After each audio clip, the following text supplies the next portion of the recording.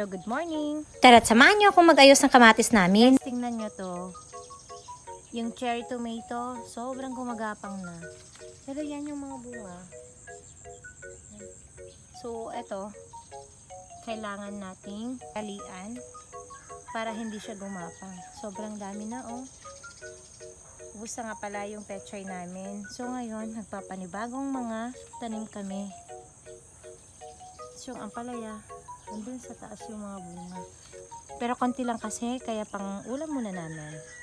Tara, samahan nyo akong itali to. Anyway, may nakuha pala kami kaninang bunga ng balang na parya or yung native na ampalaya na pwede na siyang pangtanim. So, ayan. So, itatabi lang muna tapos itatanim natin somewhere. Kasi dito, banda dito ay, ano na siya, puno na. So, ngayon, may ganito akong tali. Itatali ko yung mga kamatis. Para hindi siya gumapang. Tingnan nyo to, yung mga native na ampalaya. Ganyan yung bunga. Ayan. So, ang dami na naman. Tapos yung medyo mahaba. Ayun, o, tingnan nyo. Ayan, yung ampalaya na yan. Native na ampalaya yan. Nga po magtali. So yan, tatali tayo dito.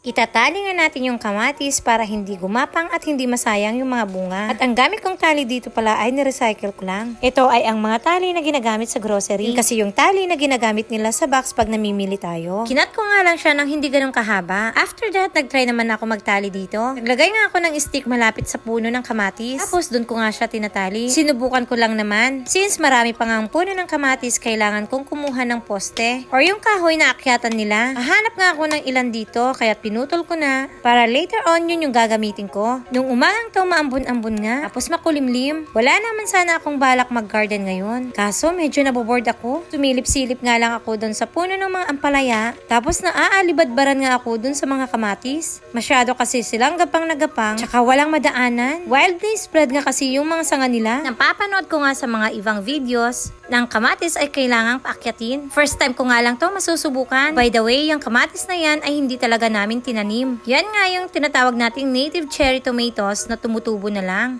For the effort nga ako ngayon. Nanghihinayang naman kasi akong bunutin dahil marami na ngang bunga. Yearly nga tumutubo yung mga kamatis na yan. At sadyang nakapundo na yata yung mga seeds nila. Kasi sabi ko nga sa inyo, never namin yan tinanim. Kusa na lang yan tumutubo. At ganito nga pala yung na-harvest namin last year. Pinamimigay ko na nga lang noon. Pero ngayon kasi ay binabalak kong ibenta dahil may gusto nga. Hindi pa nga nahihinog pero may mga orders na. Kaya sabi ko, aalagaan ko na lang tong kamatis na to ngayon. Aayusin ko para mas maraming maibunga. Kinulang pala yung stick na nakuha ko kaninang una. Kaya't naghanap na naman ako dito sa paligid and this time mas marami na nga yung naipon ko. Pinaghati-hati ko nga lang kasi hindi naman masyadong mataas yung kamatis. Nakabalik na nga ako dito at nag-start na naman ako magtusok ng stick. Sabi ko sa isip-isip ko nito, kailangan ko nga matapos yung pagpapaakyat kasi kung hindi ko na naman to tatapusin, baka bukas ko na naman balikan. Ganito nga lang pala kasimple yung ginagawa ko. Tinutusok ko nga yung stick sa medyo malayo dun sa puno, tapos kumukuha ko ng mangilan-ngilan na sanga at tinatali ko nga sa taas at medyo baba. Medyo iniikot ko nga yan ng konti sa stick. Itong stick pala ay para makatulong, para pataas at hindi pagapang yung paglaki. First time ko nga tong gagawin. Walang nagturo sa akin dahil napanood ko lang naman to sa mga videos. Ganito pala yung bunga ng kamatis na to. Marami na ngang bunga pero green pa lang. Alam nyo ba ang sarap ng kamatis na to? Sobrang sarap niyang papakin. At hindi lang yan, mas masarap nga yan na panghalo sa pinakbet na Ilocano. Nagtuloy-tuloy na nga ako sa paggawa dito. Alam nyo ba, kapag ganitong gumagawa nga ako, ay nare-relax yung utak at katawan ko. Kahit isang oras lang, ay dito lang talaga nakafocus yung utak ko. Sadyang nakaka-good vibes nga talaga kapag nakakakita ako ng green. Kaya sabi ko sa inyo, talagang paborito ko dito sa labasan namin. Nung naubos na pala yung stick na ginagamit ko, huminto na rin ako at nagdamo na lang dito sa mga plat. Umaambon nga at hindi pa nga ako nakapag-almusal ng mga oras na to. Pero alam nyo yun, yung parang ginaganahan talaga ako sa paggawa. Hindi ko mapigilan na hindi tapusin yung pagdadamo. Kaya kahit umaambon, sige lang ako sa pagbubunot ng damo. Saktong-sakto naman kasi ang dali nga lang niyang bunutin. Hindi nga ako masyadong nahirapan.